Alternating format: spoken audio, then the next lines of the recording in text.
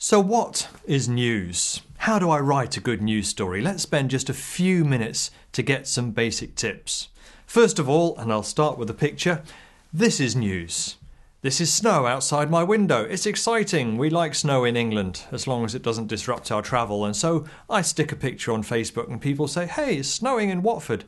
Snow gets deeper, I stick another picture. It's news, it's personal. In the autumn, the sun's shining, I look out my window, I get another picture, I share it, it's news.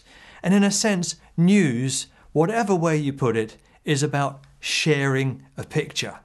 That picture in terms of the church may be a stained glass window, and actually originally stained glass windows were telling the news. They were telling the story of Jesus or the saints or whatever, and you saw them in those glorious windows in those old churches. And it can be a nice picture, or sometimes it can be a bit of a decrepit picture, or it can be no picture at all, total silence, a brick wall, and then nobody knows anything about you.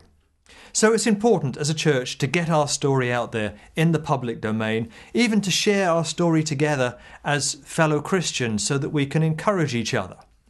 So you look at this window and you see a story of children involved in a historic activity. Even if I'm an atheist, looking at the Northampton Telegraph, I would have to read that story because it engages me, it catches me, I want to know what's going on.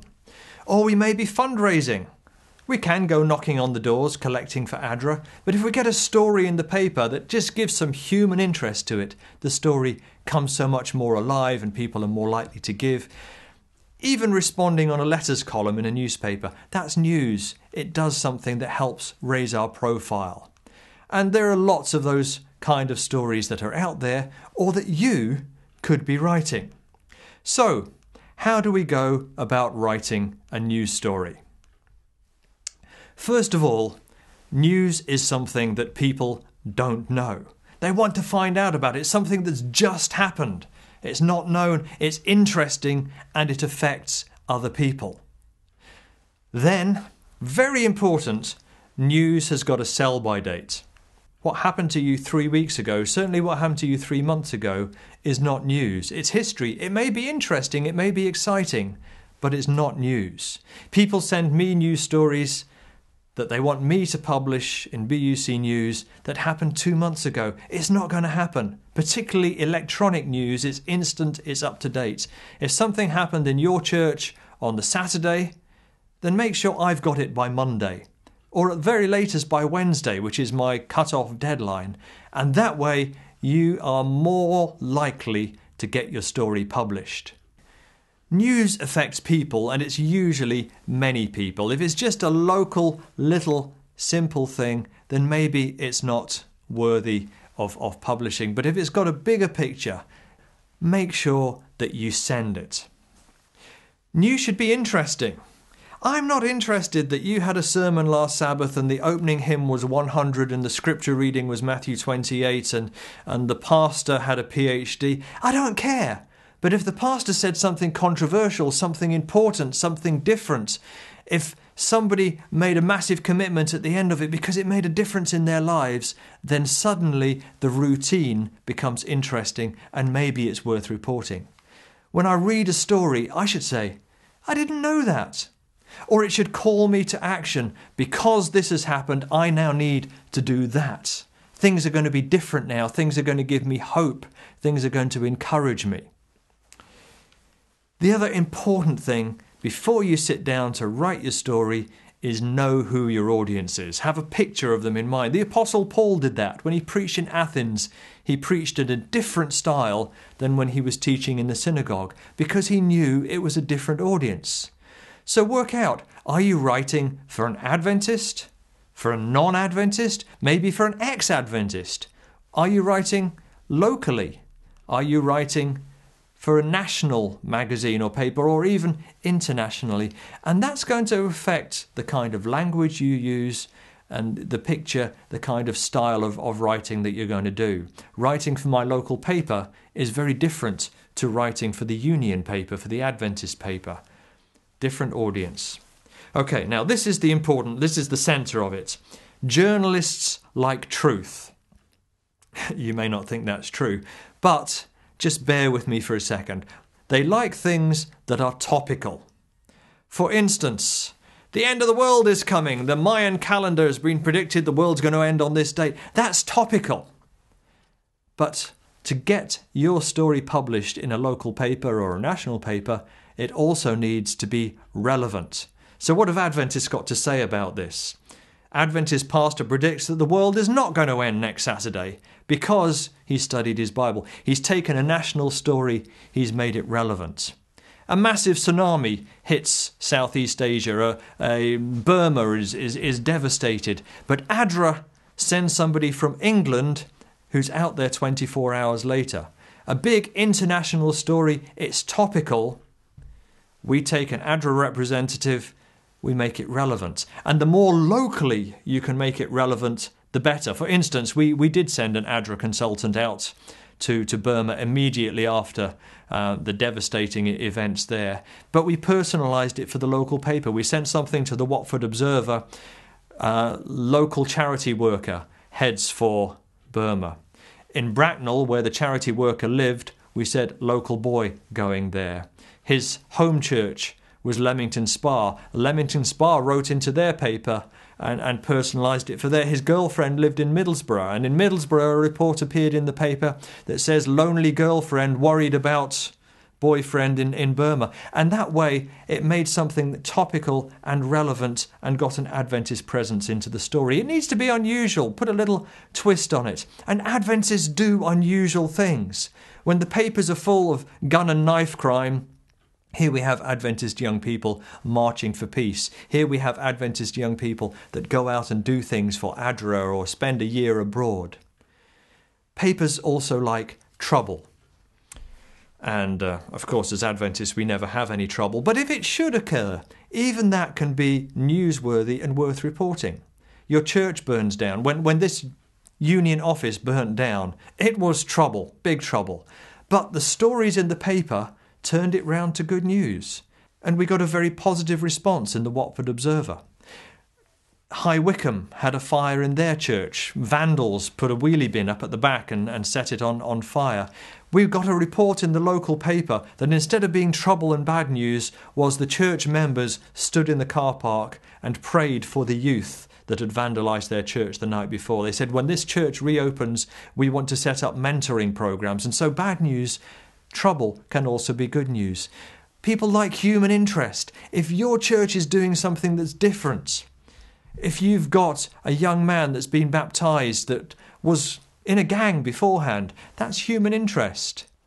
If you've got someone that came in on a feeding programme and had a purposeless life that has now found Jesus and made a difference and now he's the head deacon, that's human interest. So those things are important.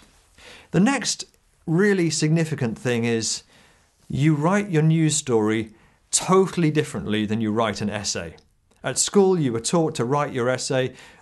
Ministers were taught at college to prepare their sermon. You have an introduction, you have the body or middle of the text, you come to a climax, you have your conclusion, you're done, you go home. That's how it normally progresses.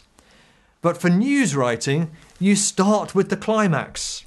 A news story always begins with the most important thing you can think of, and then you fill it out with the other bits and you put more detail in. So, for instance, take a Bible story.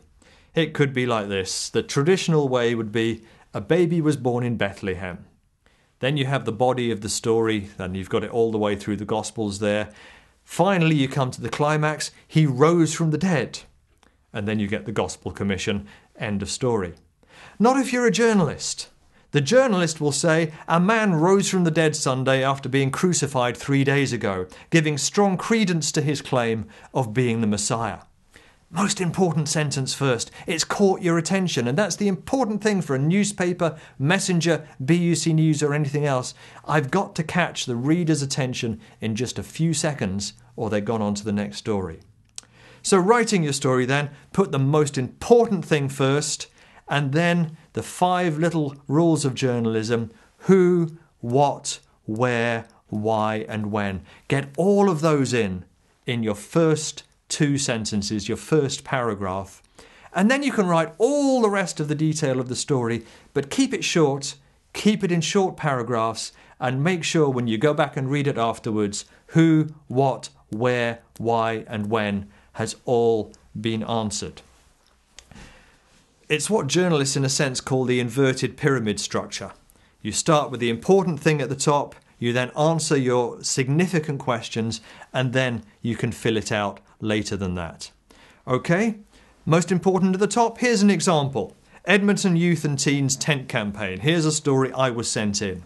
On the 8th of September 2012, the Edmonton SDA Church began its 2-week youth and teens campaign entitled Being Known for Making Him Known in Jubilee Park, Edmonton. Good for them. It's an important story, but am I actually interested in reading that sentence? Does it really catch my eye? This is what was actually then published after the editor did his work. Parents often worry about children and youth loitering in the park, but for the past 2 weeks, Edmonton youth have been positively encouraged to go there. Well, I need to know why. And so in the second paragraph, I'm going to find out the not quite so exciting details, but it tells me the story. Give you a BBC example. Boss to swap city life for Africa. One of the UK's most senior businessmen is to swap his city office for charity work in Africa when he retires in July. Well, we don't know his name, we don't know where he works, we don't know why he's going to Africa, but wow, a top-paid city boss is doing something different. You then go into the article, and as it goes down through the paragraphs, you find his name, you find he worked for Aviva, you find that he's going there because he was inspired by his daughter who went and worked for an AIDS charity, and you find out all sorts of more details about him. As it goes down, it spreads out, you get more. If you write that way, you're going to make your editor very happy and you're going to get your story published. I've had this experience with Adventists all the time. We tend to write in a linear manner. I had a story from the Luton Gospel Community Choir when it first started, and they sent us in a news report because they had won an award on an ITV programme. Well, I asked for the report and they sent me 2 pages of A4, and it was the 3/4 of the way through the second page before we actually got the story we needed. The most important thing was tucked away, and most journalists would have lost it.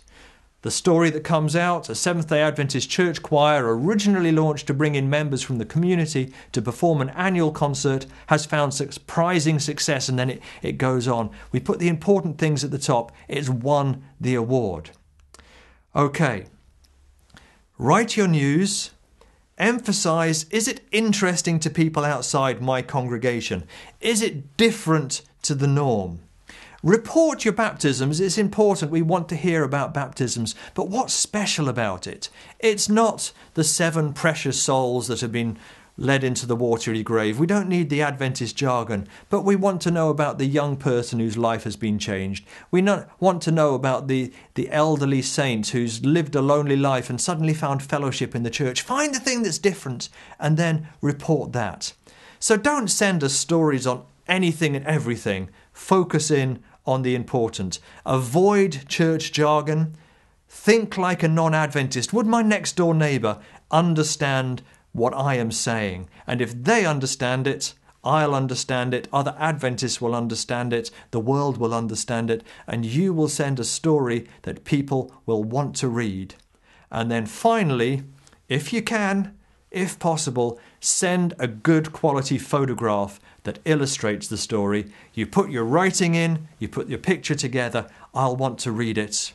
And then don't worry if it gets edited, if it gets condensed down, if it gets expanded even, if somebody phones you up.